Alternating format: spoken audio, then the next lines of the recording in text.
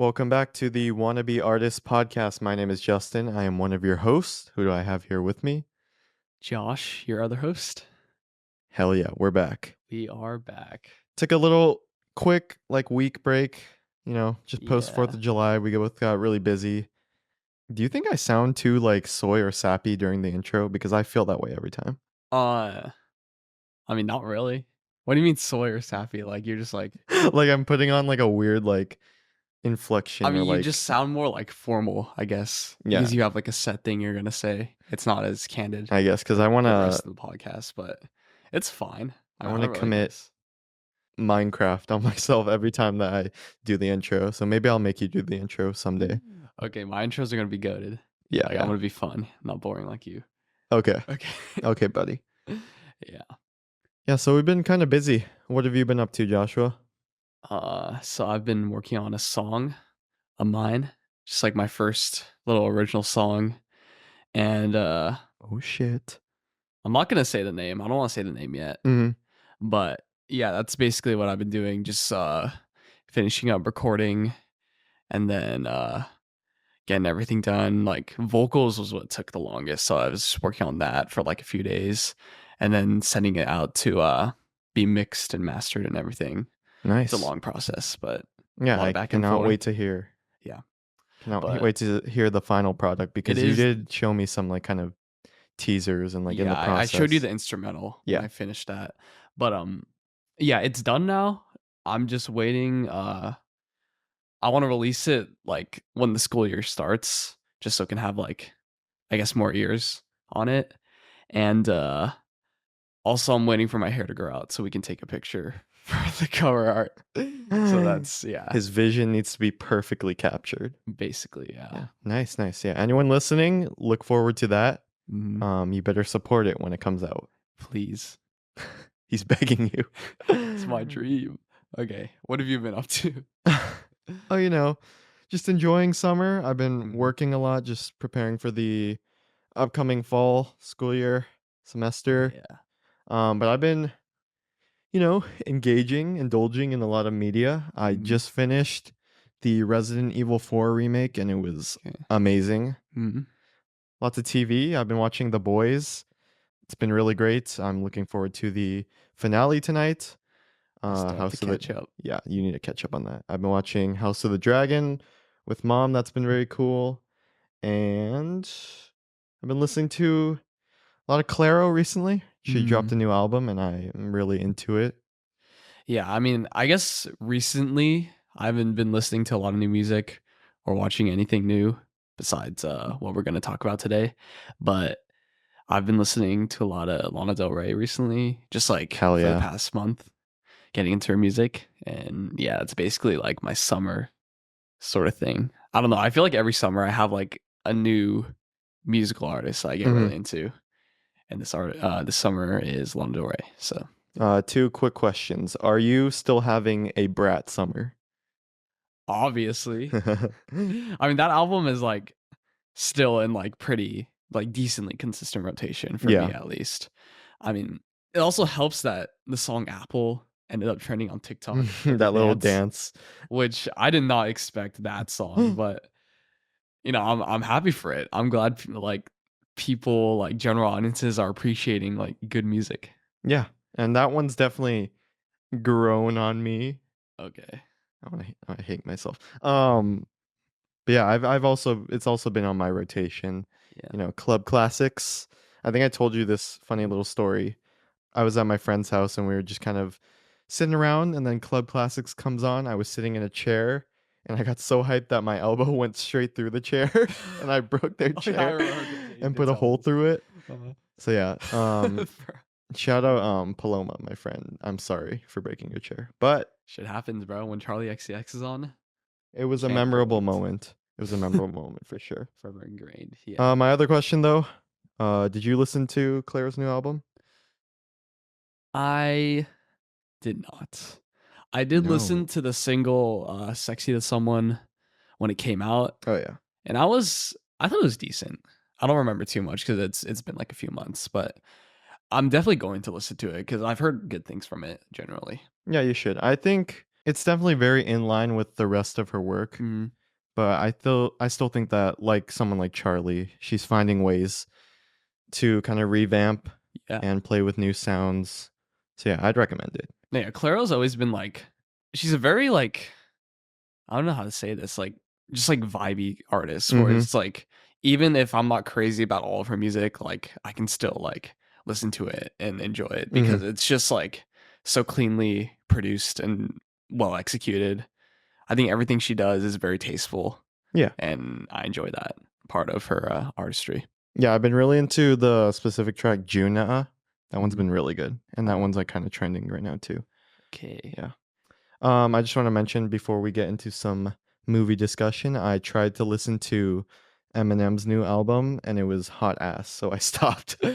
I that also happened to me. I did listen so I listened to the song Toby before the album came out Yeah. and I was not a fan. I thought it was really like I thought the hook was really corny. And then I listened to the album when it came out and the moment he starts talking about like everyone wanting to cancel him, that's when I tuned out. I was like, dude, come on.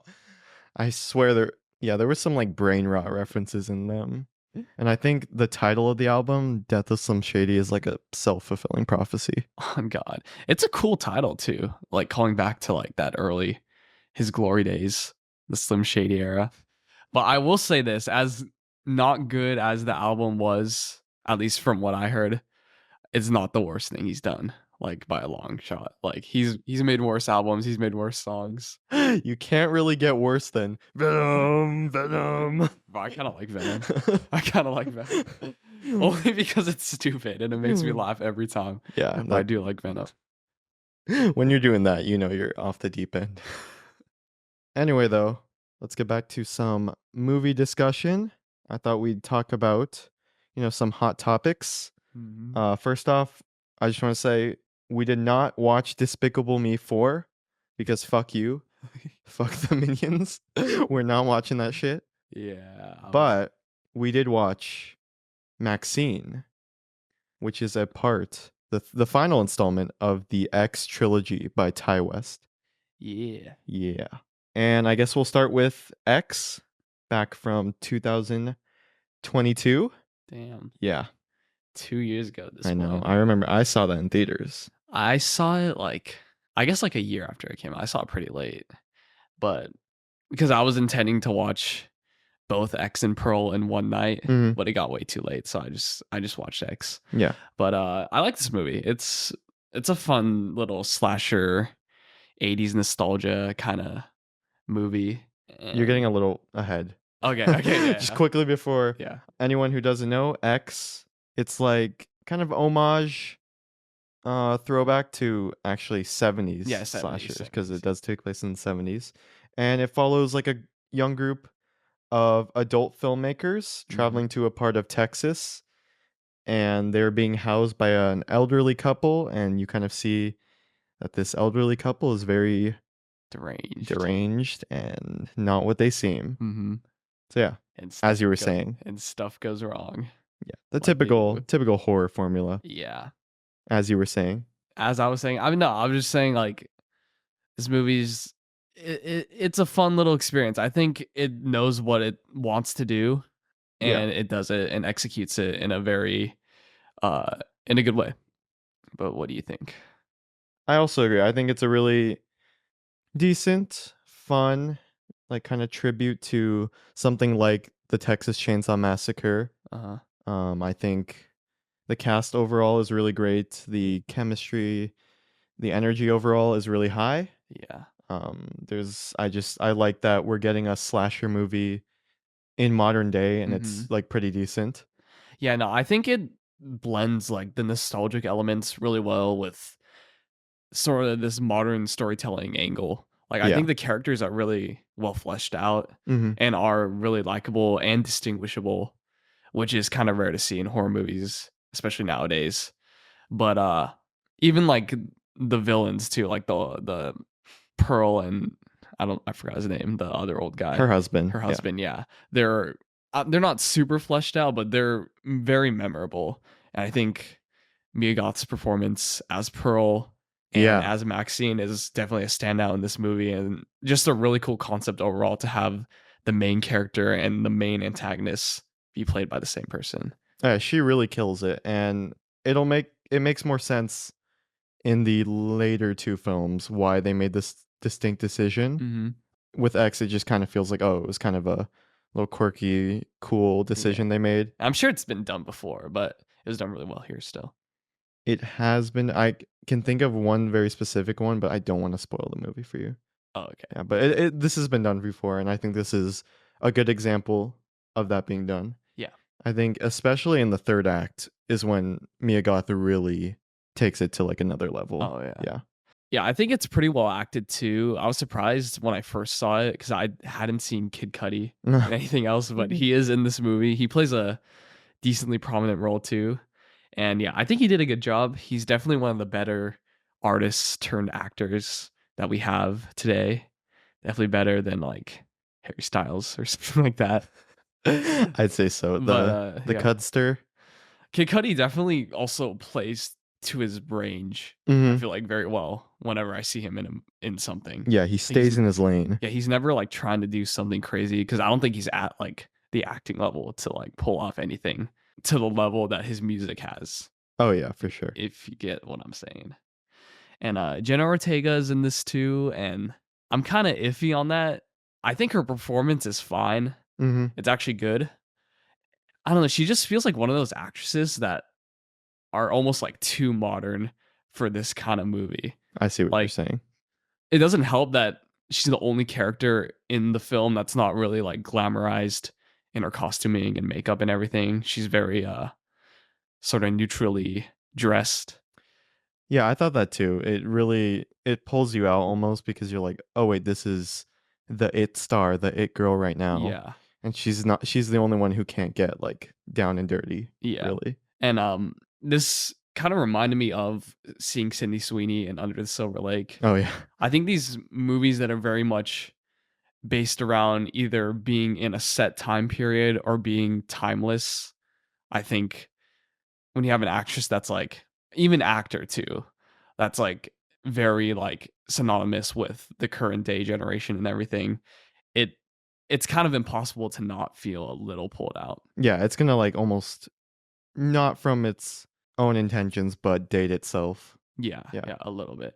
And I don't know, I guess as the years go by and these newer faces, these newer actors and actresses sort of make more of a name for themselves and establish their career path, maybe the issue will solve itself because they won't be so synonymous with the era they came up in. If you Yeah, get I what I'm get that. saying. Yeah. Yeah. Another A24 movie as well because I don't Mhm. know if I mentioned really quickly in the intro, this is an A24 trilogy. Yeah. Yeah. Is it the only A24 trilogy? Ooh, I think in their earlier work or, like, stuff they were producing, there was, like, a kind of it was either duology or trilogy, but this Okay. isn't their first, like, series. Yeah. Yeah. Okay. And yeah. Like I said, I like a lot that is going on here, like, Mhm. technically, the performances, Yeah. I like its dedication to practical, that's really cool, Oh yeah. but otherwise, I don't really think there's anything special going on here. It feels very derivative, and although it's, like, wearing its influences with some pride, Mhm. there's, like, no surprises to me. This is like any other slasher movie to me. Yeah, I mean, I can definitely see how that can sort of take away, but I feel like this movie for me was kind of a grower. Like, I feel like the more I think about it, the more I do kind of appreciate just how simple and to basics this movie kind of is in what it's trying to do. Mhm, And I think it does do enough unique stuff to sort of differentiate itself in a way that's just enough for mhm. it to be not distractingly unoriginal like some other movies, but So what you're saying is it's a grower, not a shower? yeah. Like I definitely do think if I were to rewatch this, I would enjoy it more. Mhm. 'Cause yeah. I did rewatch this movie before we Mhm. saw MaXXXine, Yeah. and I felt exactly the same way. I could get behind what you're saying more Mhm. if it wasn't for that pacing, because oh my god, like if you're Mm, gonna have a movie that's this derivative and like taking influence from, it's basically just Texas Chainsaw Massacre. yeah, It needs so to keep big. it up because that formula is so familiar and Mhm. basic. Like I know exactly what's gonna happen. Yeah. Yeah, I see that. I don't remember any pacing issues when I saw it, but how long is this movie? I think it's about like a little over 90 minutes or so, Oh, okay. but Yeah. it doesn't feel like 90 minutes. It feels like It's 10 or 15 minutes longer to oh, me. I actually do kind of like the pacing because I feel like the movie did something interesting where they kind of built this drama within the main characters, I guess, sort of before stuff starts to go down.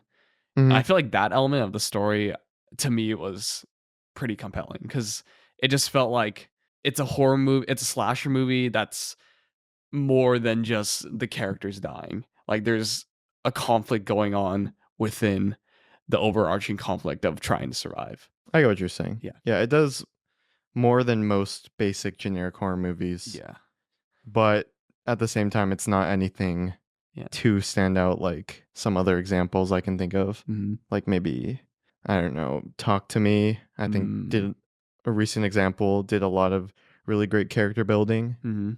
and that felt earned. And this Yeah. one, it didn't feel the same way to me. Okay. I see. Yeah. Yep. We probably shouldn't hang on this one for too long. I just want to Yeah. kind of get that one out of the way. Mhm. So yeah, what would you give X out of 10? Give X like a solid 7 out of 10. Nice. I would give it a 6 out of 10. Nice. Okay. Very middle of the road 6 out of 10 on a Mm. rewatch. Yeah. Okay. Let's move on to the second film in this trilogy is Pearl, which Mhm. Joshua mentioned he did not see. Didn't do my homework, sorry. Dude, you're failing. I mean, it seems good. Can you give us a little plot synopsis Yeah, before I we get into can. it? Because I honestly don't know what it's about as much as I've seen like from it. Okay. Well, this is kind of an origin story Mhm. prequel movie to X, and this takes place in 1918 Mm. during the events of World War One, and it's kind of following the main antagonist from X, Pearl, Mm. as she's kind of an aspiring performer, actress, Yeah. and it's Star. yeah, it's a star, and her struggle with being held back by her mother and being kept on this farm that Mhm. was the setting of X. Okay. Yeah. And really quickly before I give some thoughts, I just want to say that I was very thrown off and surprised by the fact that they were doing a trilogy Mhm. for X. Yeah.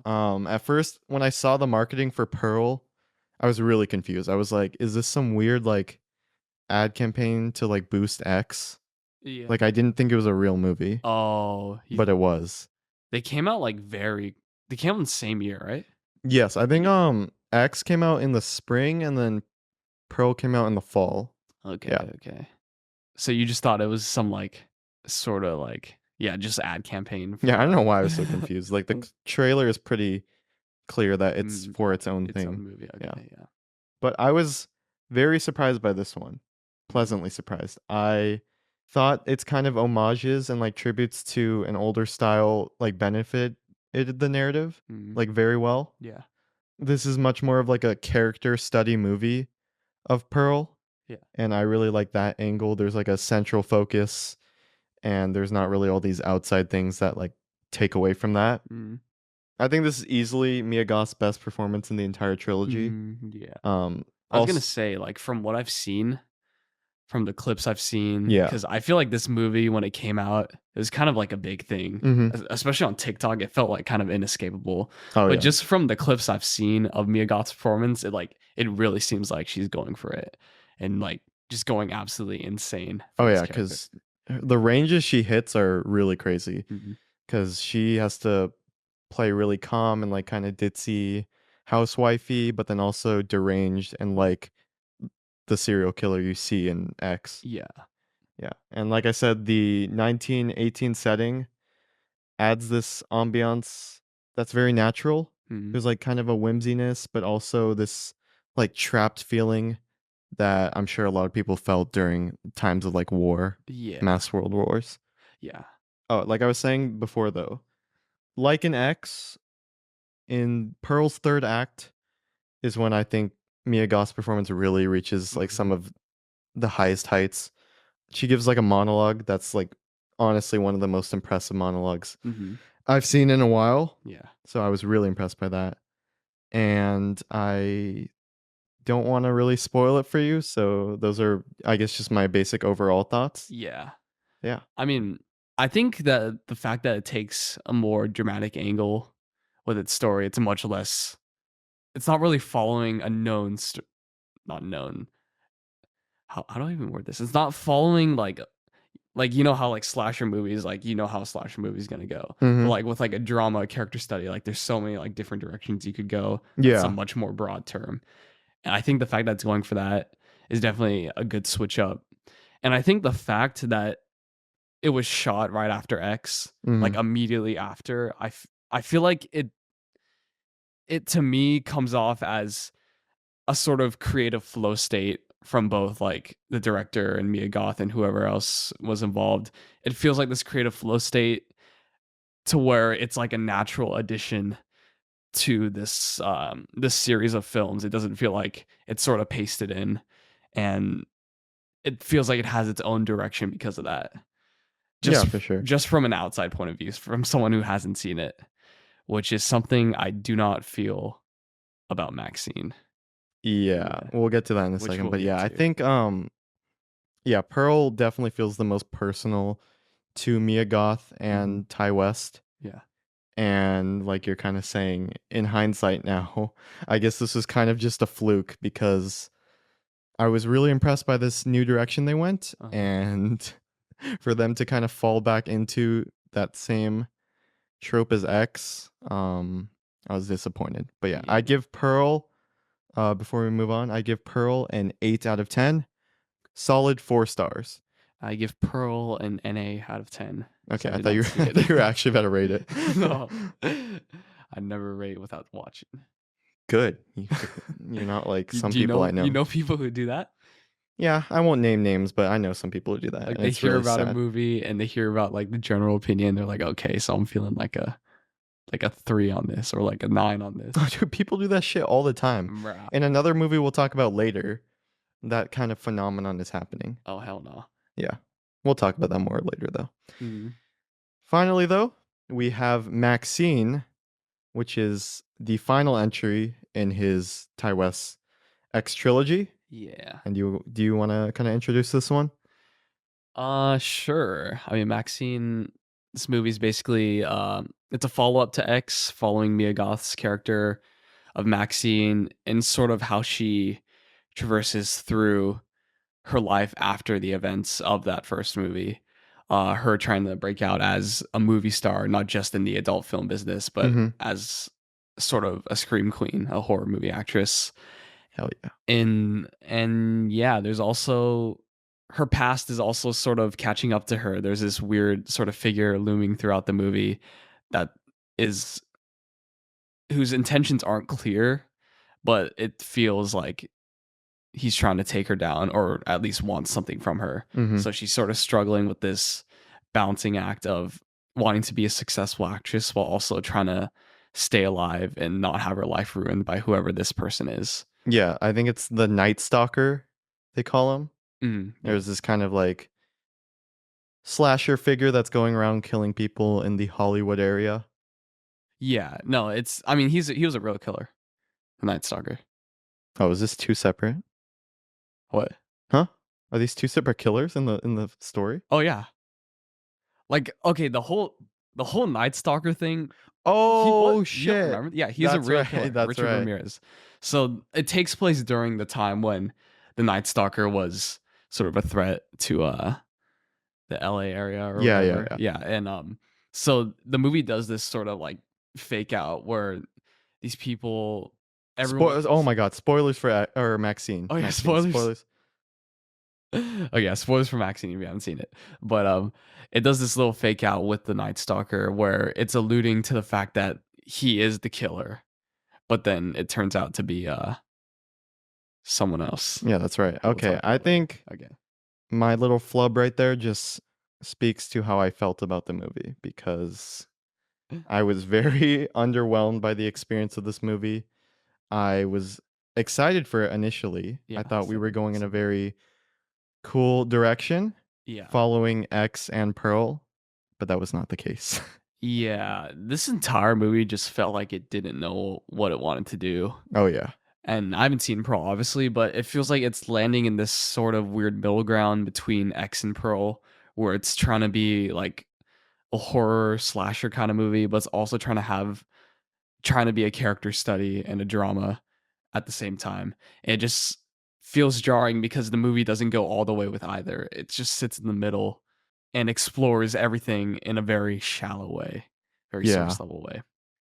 I really thought X seemed like a good jumping off point for especially Maxine Hmm. Minx, the character. Yeah. And I was expecting more of like a character study like Pearl, and I was disappointed by what we got. Yeah, it's strange. They put her in this like morally gray place from the Yeah. start of the movie where she's sort of grown this obsession over putting herself in danger, but then turning the tables and coming out on top, Yeah. sort of empowering herself. And it's like very psychotic in a certain way how she sort of brutalizes these people that are coming after her Yeah. so that she can feel empowered. And I thought that was a really interesting sort of idea to introduce, but it doesn't really go anywhere. Like it's the movie sort of shows you it, but then her character doesn't really reflect this sort of insanity at any point later on in the movie. Yeah, I really don't understand the point of just placing her into another slasher scenario. Like, that Yeah. just didn't do anything for me.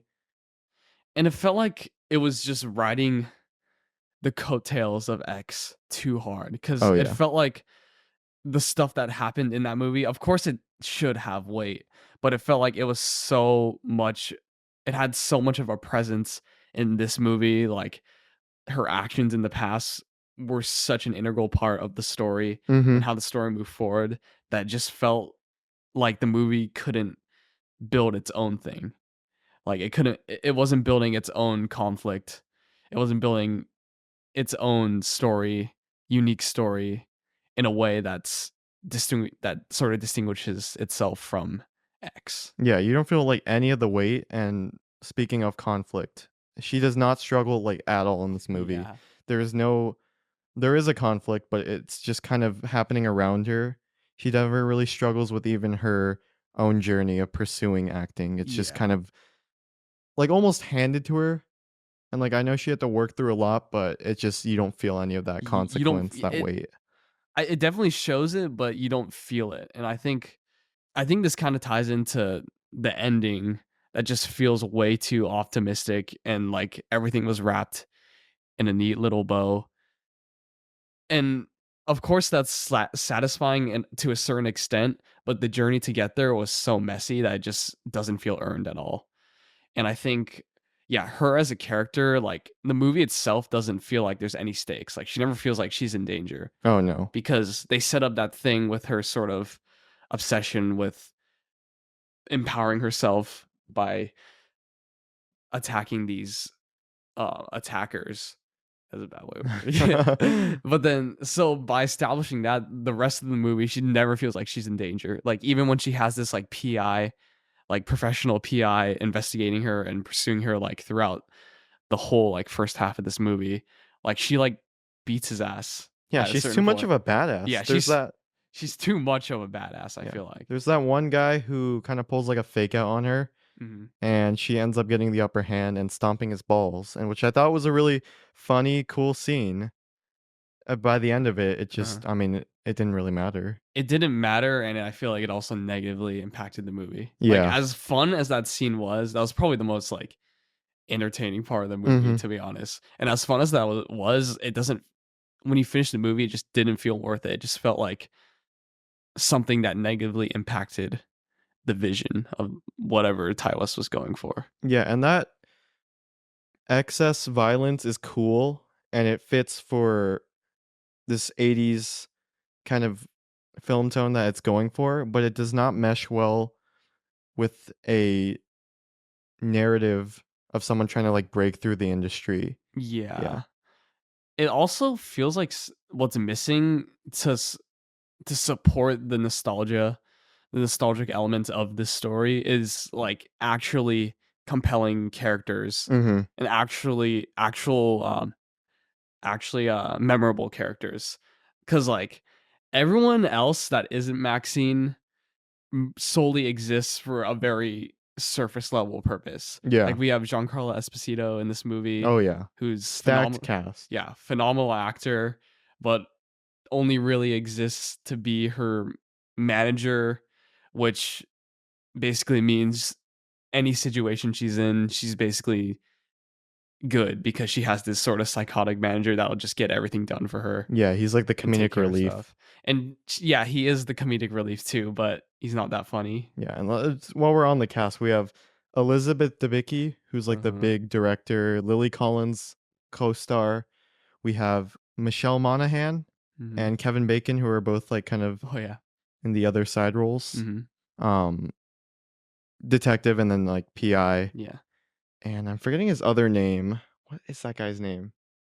Is Bobby Cannavale, Uh, who a lot of people know from Mr. Robot, but he was the other detective. Sorry. I remember. Yeah. What I'm But yeah. saying is though, we have a stacked cast and they're very just surface level characters. And I don't think it's anything to do with the performances cuz even someone like Halsey is Oh yeah. she's in this movie and she plays a pretty minor role. But I mean, her performance was pretty like fine. It worked well in the movie. It's just these characters are written to be so one note Yeah. that it doesn't even matter if these actors are trying their best or if they were half-assing it because you couldn't tell Mhm. just by how surface level the writing was. And I think the most likable character besides Maxine was her friend, but I think that character only existed to die. And I think the only reason he was likable or memorable at all was because of the actor's charm. It wasn't anything to do with the writing because he was just You're talking about her like her roommate? yeah, Yeah, that that's works at the video store. yeah, Moses Sumney, Mhm. who I think he also does music mainly, Mm. but he was also in The Idol. And even there I thought like, okay, he's still doing a pretty good job with a very half-baked script. Yeah. Yeah. But yeah, and the character of Maxine, who should be the most compelling element of your story, is So boring. yeah, so boring. It doesn't feel like she's a different character from X. It just feels like she wasn't taken anywhere that was compelling at all. Yeah. Like it felt like Ty West was lost with this movie, just in Mhm. general, because X sort of came as this idea, and then Pearl comes after as a spark of creativity after creating something like X, Yeah. and then Maxine, it had to be made to sort of finish off this trilogy, but it just I don't feel the creativity from the last two movies at all in this. No, I agree. And like I said before, it was the perfect jumping off point to tackle a very interesting character study or just any kind of story with Maxine. Mhm. But I don't know, he didn't really do that. And he created a movie where she just kind of meanders. Everything kind of meanders. Yeah. And by the time you get to the end reveal and like climax, it didn't feel like you got there naturally. Yeah. And speaking of the climax, I felt the whole like cult elements of it were kind of jarring. Oh yeah, It just definitely felt cheesy in a very 80s sort of way, mhm. kind of like ridiculous B movie tone to it, but it was also playing it so seriously. Yeah, Like the movie had no self-awareness at I was all going to of say. its like of how ridiculous this twist is because of how the movie sets it up. And I feel like that takes away from it cuz the movie's not even aware of its own sort of ridiculousness, yeah. Yeah, before we touch on the ending, I have to say this. I am so sick of the 80s nostalgia like masturbation, like straight up. Like it's everywhere in our media now. Like Stranger Things was a big one, and I'm blanking on other examples, but it's just so annoying at this point and I'm done with it. Dude, why are the 80s so like like that decade in particular is just so overly represented in just TV shows and movies.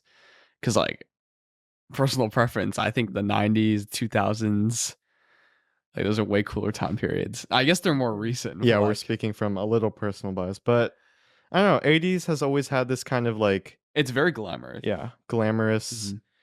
very unicorny lens over it that people like to look into. Yeah. Yeah. I think after Stranger Things season 3, like we're done. Dude, even that was annoying. And that was what now, 5 years ago? So Yeah. at this point, just like please stop with the 80s Dude, I think callbacks. it's literally just because Stranger Things. Like Hmm. that was definitely like the beginning of the end when it comes to like nostalgia bait films Oh and yeah. media in general. Cause it's done pretty well in season 1, but like as it progresses and as like modern pop culture has followed suit, it's just like we're sick of it. Dude, this could be a whole other conversation. Yeah. Stranger Things itself. But let's get back to Okay. Maxine. So we get to like a kind of killer almost reveal, Mhm. and it turns out to be her father Mhm. who Yeah. briefly makes an appearance like through a TV in X, Yeah. and he's this, I guess, sermon, He's Christian sermon. he's like yeah, he's like a pastor or whatever they're called in Yeah. Catholicism. I don't know. Uh, He likes God. and he kind of reveals that he's been tracking her down and pursuing her and trying to remove all the excess and gratuitousness around her and Mhm. like filth, what he considers filth, which, Because of her past yeah, working in the adult film industry. yes. Yeah. And I feel like it could have worked as a commentary on just how that side of things are perceived, Mm-hmm. but it also felt regressive because I feel like in X, the characters have such a is a bad word, but a more like woke perspective on that kind of thing where it's not like so generically like, oh, this is bad, this is devil stuff. Like it felt much more nuanced in X Mm-hmm. when they were tackling this topic. But now in MaXXXine, it's the most basic commentary where it's like, oh, these bad people have outdated views on pornography and are calling it devil stuff. And it's nothing more than that. Again, it's just surface level presenting this idea and not doing anything with it. Yeah, because there's potential here for all of this. Mhm. There just needs to be a new angle spun Yeah. on it, like what he did in Pearl. But they did not do that here. And the movie kind of ends with a very ridiculous set piece at a mansion, and there's like Yeah. kind of a shootout. With a The with a cult. Yeah, with the cult that's following her father, Mhm. and the private investigators show up on the scene. Bobby Cannavale is shot and killed. Michelle Monaghan does all the work for Maxine. She doesn't have to struggle Yeah. at all. And And then she dies too. she does? I can't even Oh remember, yeah, honestly. I think. And then Maxine gets the finishing blow on her dad. Yes. And then Oh, she wait. be She also delivers the really awesome, cool line. what? Oh, I don't even remember what it was. I will not accept a life I do not deserve. Bruh. How could you forget? Yeah, and it was used Dies really of well in cringe. X. It was used really well in X, and I thought it would be a good callback here, but like we said, it didn't feel earned at all. And it doesn't make sense thematically. Like, what is it? Just felt confusing. What are we going for? Like, is Maxine a bad person for doing all this Hmm. to reach fame? But she kind of isn't because it's all these people outside that are just like messing up her life when she's Yeah, just trying to live her life. Like, it feels like we have to sort of. It feels like the movie expects us to sort of question Maxine's morals, but there's nothing really to question. yeah, very confused, and we didn't really touch on it, but the production that Maxine's a part of is shooting like this really cheesy looking like B horror movie, and they're Hmm. doing a sequel. So there's obviously some level of commentary and self-awareness within the narrative, but at the same time It's it so doesn't. surface level. Yeah, it's Like, surface level, and it does not have that great of an awareness. and that's what's so frustrating about this movie because I feel like the ideas are there, and that's why I think I was so excited for this movie because the trailers were good. Oh yeah. Like this movie was marketed pretty well, and I was expecting a really interesting story just because it has all the pieces. It just doesn't really connect them Mhm. in a way that makes a good movie, Yeah. but it makes a good montage, and it probably would make a good TikTok edit or Oh yeah. something. Because this movie technically is great. Like Yeah, it's on the same level as that's X, really I what's think. redeeming it for me, Yeah. honestly. Another thing that triggers me that I need to mention before I forget. Mhm. I am so done with narratives that are just complaining about the Hollywood system and like how hard it is to be in this industry, but also not exploring a new angle or tackling it through Or not even new depict the eyes. struggle. Yeah, exactly, exactly. She complains so much about how hard it is, Mm. and there's a billion characters telling her like, "Oh, once you're in the beast of the belly, Yeah. you have to prepare for what's coming." Like, It's so like it's so generic. yeah. Like those kind of lines where it's like, I don't know. I think something like La La Land definitely depicts the Oh yeah. struggle better. That's like a perfect example of this sort of thing represented well in film. Yeah, because unlike the 80s nostalgia bait, this angle of telling a story about Hollywood, like there's still new angles to be taken. Like 2022 was a huge year for these kind of movies, Mhm. and stuff like Nope, Mm. a couple other things I'm blanking on, had creative new angles to tell the stories, but Maxine does not, and this is a very surface level commentary on the industry. Yeah. Yeah. And I think just the ending of this movie really pissed me off because it was like it's all these people like cheering for Maxine, Mhm. but to me it just came off as like Ty West like cheering for himself and be like, "Yay, we did it! We're at the end of this trilogy." Even though I just fucking half-assed my way through this last movie. Yay, we did it! Look at how good my shots look. Look at how good my cinematography is. Look at how good the visuals are and the style is. But don't mind the story because I fucked it all up. That's an interesting way to look at it. I don't know. Okay, I'm surprised I didn't feel that way. I think I was just overly cynical because I was so bored through this movie. But that Uh-huh. the ending was just like, and the line she ends on, it's something about like doing what you got to do, following your dreams. It just felt so like this feeling that the movie had something so much to say when really it didn't. Mhm.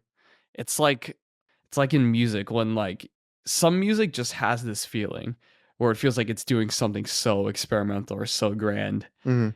but it's just not landing and it just feels pretentious. Yeah. Jacob Collier. Okay. I don't know if Oh, you know who that is, but did you throw out like a roast? yeah. Okay, well, I'm gonna throw out a roast too. Uh, Whenever the narrative falls flat and it's very underdeveloped and just covered in this glam, you can blame the creatives behind it. Sam Levinson, executive producer of this trilogy, it's your fault. Okay. Do you have anything else to say about this movie? no, I think that's everything for me. Okay, let's give ratings. All right. What did you rate Maxine? Coming out of the theater, I was like, okay, that was like fine, whatever. I gave it like a 3 star, 6 out of 10. But just as time went on, it went down in my memory. So it's at a very generous 5 out of 10, 2.5 star right now. Okay, for me, this is a 3 out of 10. Oh I my goodness. yeah, I mean, because the only thing I liked was the visuals, Uh-huh. but a movie with good visuals and bad everything else is still a bad movie in my eyes. So I give this a 3 out of 10, 1.5 stars. Not a fan. You started out of 4, right? Yeah, it just went down the more I thought about it. So we had the same trajectory, Yeah. but I'm So a little interesting nicer. because this trilogy started off with a movie that I feel is a grower, and then this movie is like a Was a shower. yeah, I guess, but it had nothing to show. So Like it showed everything it had, I guess okay, and then it didn't grow anything. that's a good way of putting it. Yeah. X trilogy. That was the X trilogy. We'll watch Um, Pearl, maybe. I think you still should in this context now. Yeah. Sorry guys if you're mad that we weren't so positive. Whatever. Anyway, that was the X trilogy discussion, and we're going to be talking about another recent horror movie in just a second. Yep. And we're back for our for our next discussion. Um, Real quick, this is not going to be our silent voice discussion.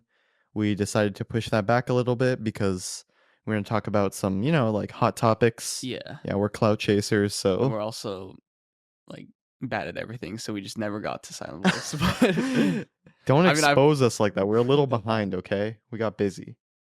yeah, Anyway, we're going to be discussing the new Neon Studio film, Longlegs, yeah, directed by Osgood Perkins. Perkins. Percocet. Okay. Spoilers for this movie? Yeah, we're gonna be talking about everything Yeah. pretty in depth. So So. this is a very more like simplistic kind of serial killer FBI Mm-hmm. chasing movie. Yeah. And I was very pleasantly surprised by this one. Mm-hmm. Really quick before we get started, I saw this director's previous film from 2016 on Netflix called, let's see, because this title is really stupid. It's like I'm the pretty thing. I am the pretty little thing. I am the pretty thing that lives in the house. Yeah. Okay. Pretentious title for a pretentious garbage movie. So I was going in very low expectations, which is why I think I really enjoyed this one. Mm-hmm. Yeah, no, I enjoyed this one a lot Yeah, too. what do you think? It was a very good horror movie. It was actually scary and actually tense, which was a Mhm. good sort of palate cleanser after MaXXXine.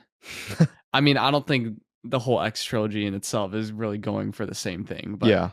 it was just good to see like a horror movie with horror in it. Yeah. Feeling a little horrified in a horror movie. Yeah. Yeah. It is very nice to get kind of basic bones, kind of horror movie.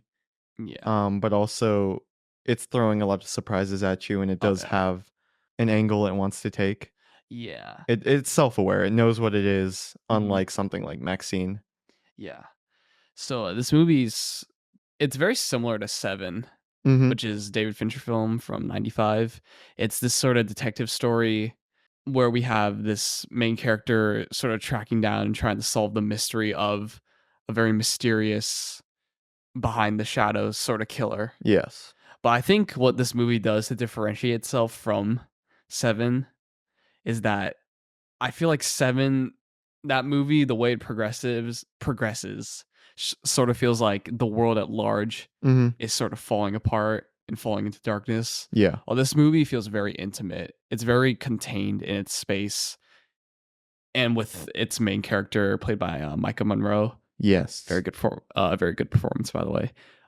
It's sort of contained within this character's life Mhm. and very connected with her past as well. I think that's what separates it is that it feels like while Seven feels like a whole world of like despair, this just feels like a little room you're trapped in of tension and all those feelings. Yeah, that's a really good way to put it. Mhm. I said spoilers already, right? Yeah, yeah. Yeah. And I like that it presents, a very almost by the books typical horror formula, Mhm.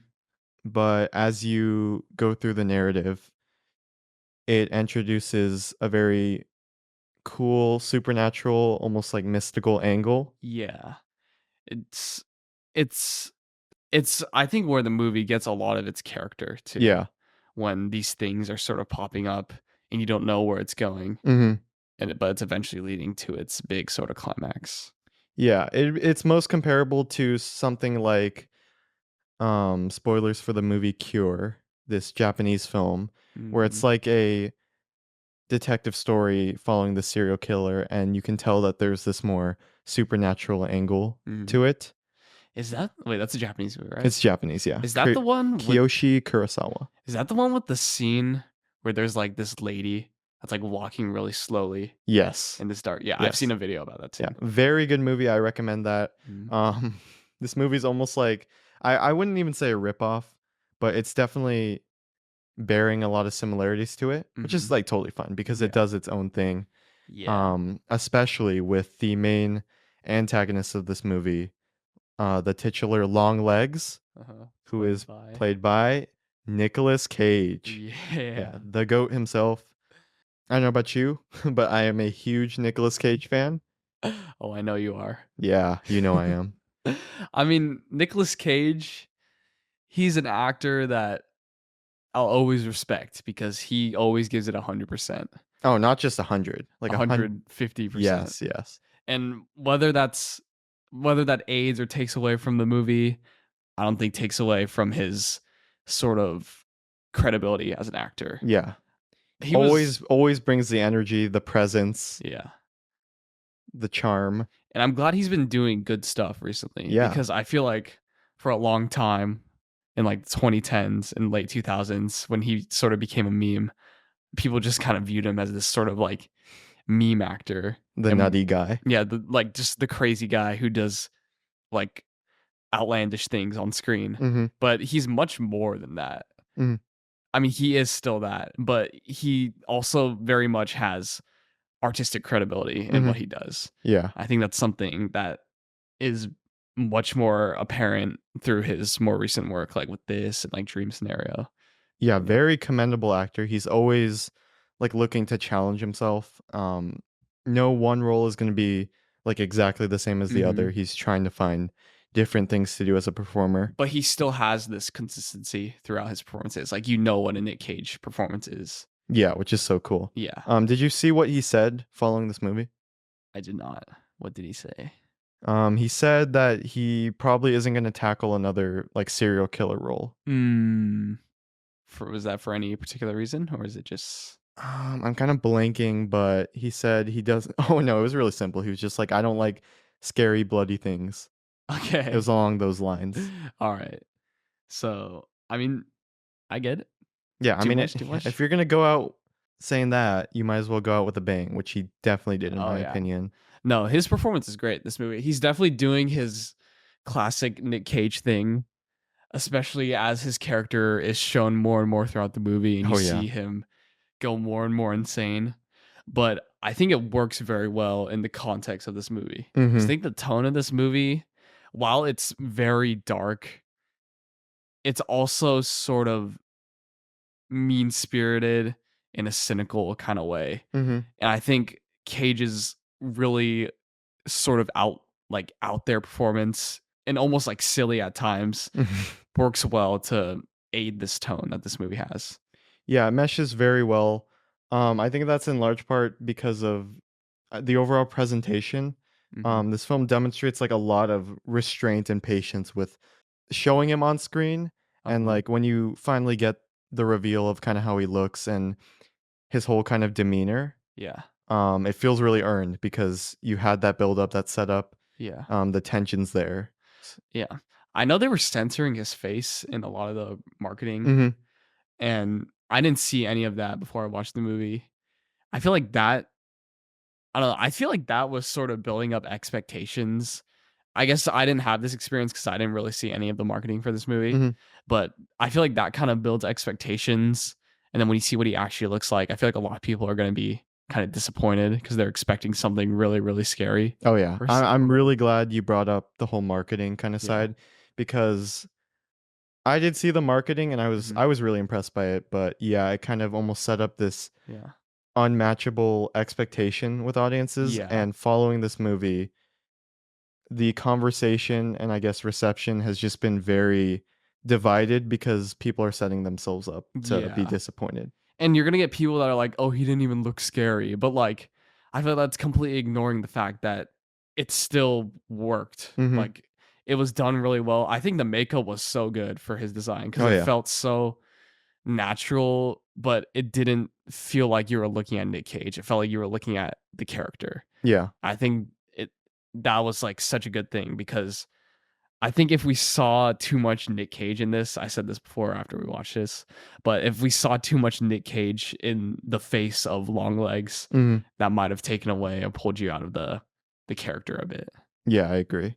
Did you see people were saying, um, like the early responses were like, "This is the scariest movie of all Yeah. time." Yeah. I wouldn't go that far. Yeah. It's Anytime that kind of like hyperbole is used, people are gonna be disappointed. yeah, Like, you're setting yourself up for failure. Like yeah. as someone who wants to pursue film criticism, I just like roll my eyes anytime I see Yeah. that. Yeah, so Cause like, please, I'm begging you, go into this movie with reasonable, neutral uh expectations because yeah, otherwise you're just setting yourself up to be disappointed. yeah, and I think the marketing was really good for getting people in the theater, but I it definitely presents the movie like it's going for something different than it's actually going for. Mhm. Like, what this movie is going for is much less traditional Yeah. when it comes to horror movies. Yeah, and that's kind of the problem right now with modern horror, especially A24, is they've had to, like, strategically market it so Yeah. general audiences will come see it. Yeah, Yeah, and because that's kind of like, Russian roulette they almost play with their own yeah, movies. because sometimes they shoot themselves in the foot Yeah. when people are disappointed and then they give bad reviews or something like that because it doesn't even need to be a bad movie, it's just not what they're expecting. Yeah, because this happened with, like, stuff like Hereditary and Midsummer. People Yeah. were expecting a very by the books, So horror typical movie. horror, and they were presented with something that was not. I do think though that we are getting better with this Mhm. because we're sort of leaving that 2010s era of horror, like very formulaic Oh, yeah. bullshit. But yeah, I think general audiences are definitely getting more used to it because of how big movies like Hereditary and Midsommar were and how they're sort of ingrained in pop culture nowadays. Yeah, Like and people over are more used to it because they've had a taste of it. mhm, and over the couple of years, really big ones like Nope, Mhm. Skinamarink, and Talk to Me, I feel like have been giving audiences the appetite for, like, different kind of horror storytelling. Yeah, I guess less by the books Yeah. horror. Like I guess using horror more as a way to tell emotionally charged stories, Yeah, which I think is great. Great for the genre, everything. but not to say that we're not getting bullshit still, like, Obviously. new what was it that you saw recently? Insidious? Yeah. Yeah, shit like that. Fuck no. Yeah. Let's stay away from that Yeah. poopy, let's get back to Long Legs. Yeah. So this movie, I feel like in general is like really relentless Mhm. because it starts with a very effective opening scare, and then from then on, there's no resting stops. Yeah. And this felt very similar to another movie called Smile, Oh my directed god, by Parker speaking of Finn. bullshit. But I think what it does, the way it does it in this movie, is so much better Mhm. because Smile, it's relentless in the fact that it has just constant jump scares, Mhm. which gets repetitive and loses its charm after like the third one or something. Mhm. But I think with this movie, it's relentless in its tone and atmosphere. Oh, yeah. And that's something you can never get tired of. You can always feel that because I mean, a jump scare is a formulaic thing, but tone and atmosphere, that's just a feeling that comes from good technical aspects of a movie. And it's not something you can really get sick of, especially like as easily as something like a jump scare. Yeah, I went in with the expectations that Osgood Perkins is really good at setting up Hmm. atmosphere, and I think in that opening scene with, like, the aspect ratio feeling more compact, Yeah. and then with the tight or the closer up shots and editing, Uh did huh. a really well job of setting you up for that jump scare because that Yeah. genuinely got me. Dude, the opening scene I think was my favorite part of the movie Yeah. because it was just like the sort of like whimsical sound effects that played when the camera sort of Oh my showed god, this yeah. angle and that angle. Yeah. Like it's sort of silly in a way, but it Mhm. also like worked within the tone. It was such a weird feeling I got because those are sound effects that would play in something like Looney Tunes or something. Like Yeah. it was just like dum, dum. But then you see Longlegs come out, Yeah. and the shot is so good because it's really close up on his body. Like, chin down. Yeah, chin down. It's obscuring his eyes. Yeah. So, I mean, they say like the eyes are the window to the soul. I Mhm. feel like this shot like exemplifies that so much because when you don't see the eyes, this figure is like it doesn't feel human. It feels Mhm. soulless. It feels like something that's larger than life because it's so close up and it's only showing these parts of him. And it also like adds this tension where it feels like he could just pop into frame anytime. Like he Oh, could just like yeah. crouch down and like just startle you even without like a sound effect. Yeah, this movie plays very well with, like I said, the atmosphere. You're Mhm. always kind of looking in the background to see if something's gonna be there, and Yeah. even though you're kind of expecting this jump scare, you're not expecting him to be that close up, Yeah. and you're not expecting that kind of presence to be so early into this movie. Yeah. Yeah. Yeah. And technically this movie is just like the shots are so good Yeah. because like you said, like every shot has like a little doorway in the background or just like a huge environment where you can just look around and just like feel this fear that's set up by the opening scene where it just feels like he could come out at any time and there's no real safe place to be.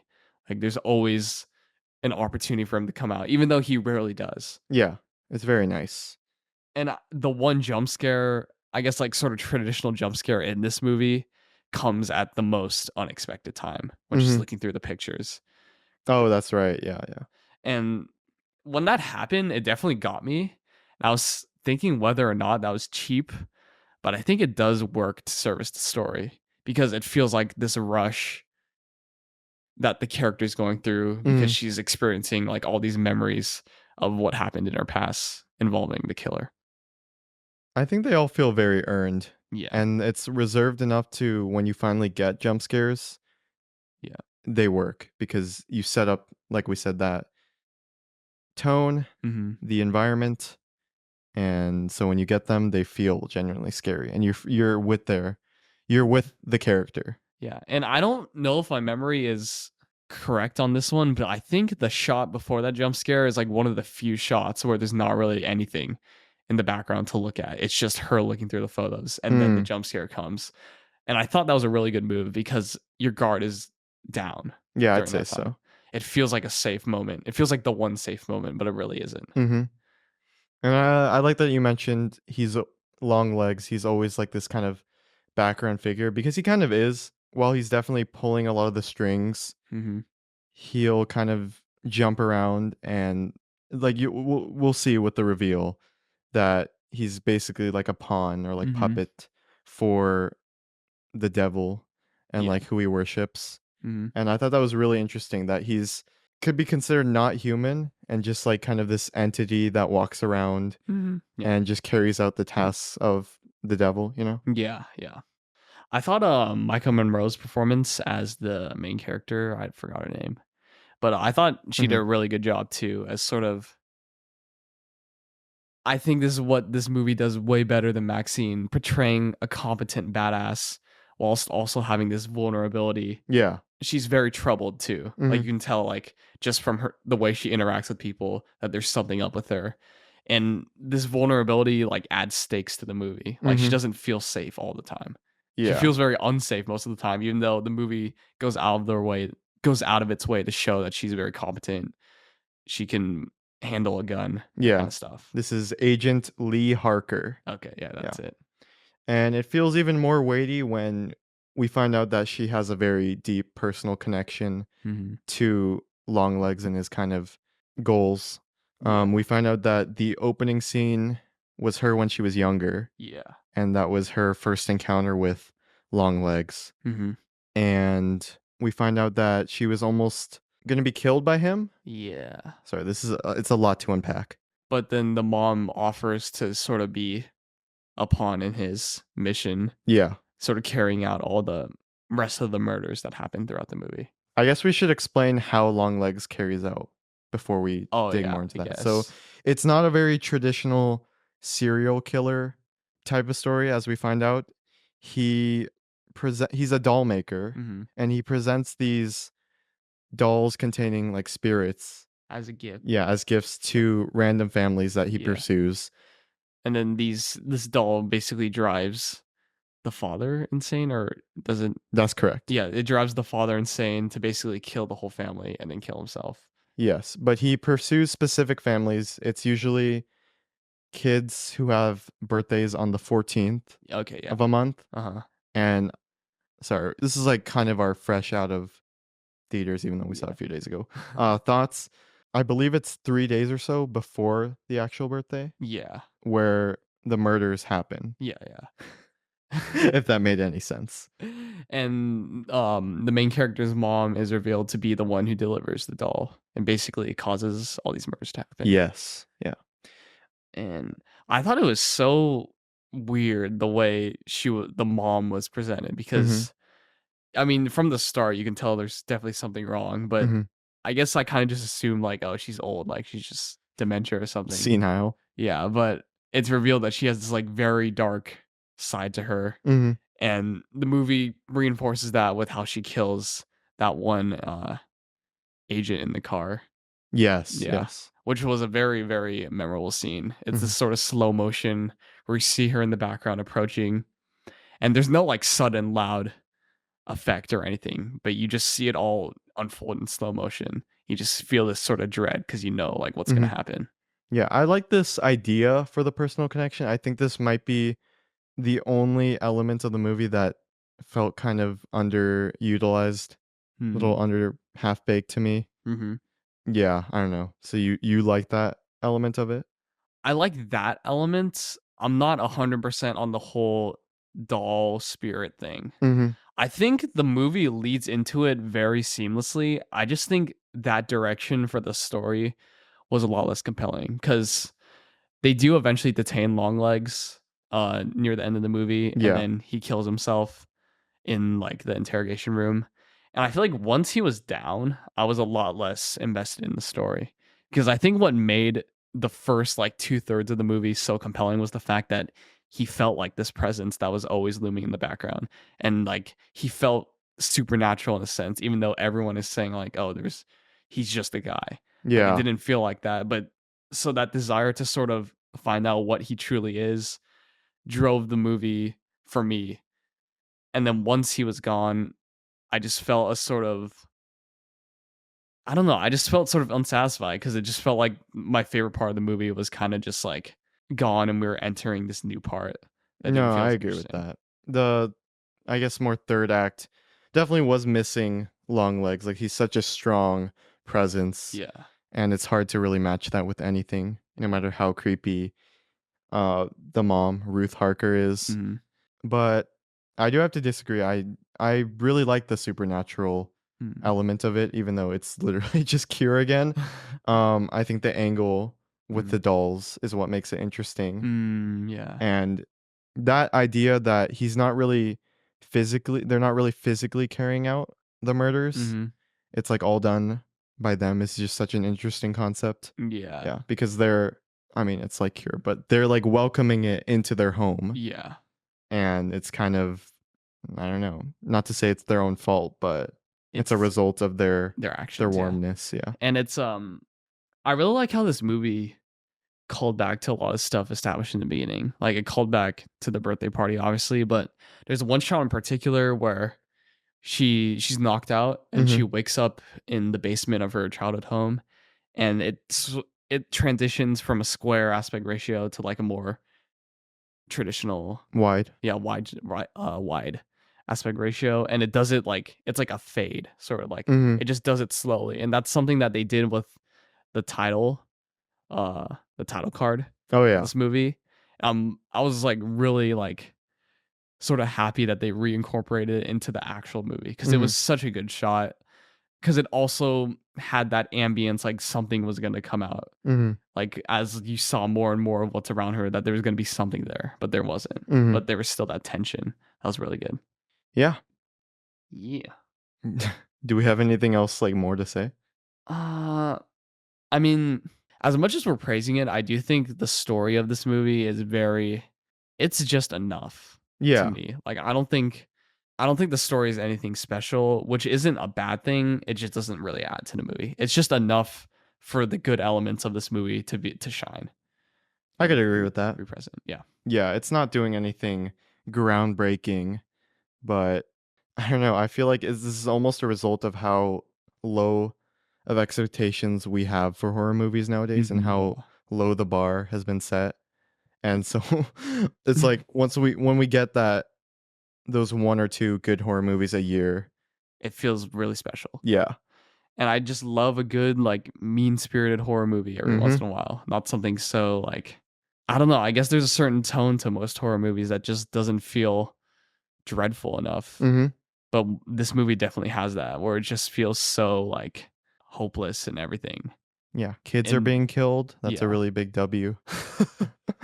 we love that here We in do horror love that. We movies. support not in real life, but in fiction narratives, children being massacred. It's just because of the principle. Because like when you see a kid in most horror movies, you know automatically Yeah. they're gonna survive. So when a kid actually does die, we're not happy because the kid died. We're happy because the movie Took is that risk. yeah, Yeah. is taking a risk and doing something actually horrifying. Yeah, exactly. Take some risks. This is a genre where you're allowed to do extreme shit Yeah.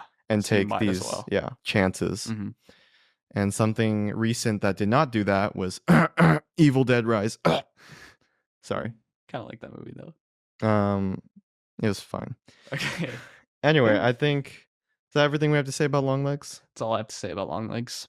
That's Great all I have movie. to say about Longlegs too. Yeah, please check it out. Don't listen to the annoying hype around this movie. Just Just watch it as an just watch objective it. experience. Yeah, please, please. Okay, let's give ratings. Yeah. So I would give Longlegs a very solid 8 out of 10, 4 stars. Wow. I'd also give it a very solid 8 out of 10, 4 stars. Nice. Nice. Is that do we That's our first agreed rating in this episode, right? Yeah. Yeah. Nice. Cool. Yeah, it's a good season for horror movies. Mhm. Um Despite how we feel about MaXXXine, like there's cool things to check out Mhm, yeah. and that's cool. It's weird it's all coming out in the summer. Yeah. Yeah. Whoresome It's a horror summer and a brat summer. and a Brett summer. Hell yeah. Yeah. I guess that's all we have for this episode. Our next episode together, we'll talk about A Silent Voice Mhm. because we failed to this episode. Alright. Yeah, we'll see you then. See ya Later. later.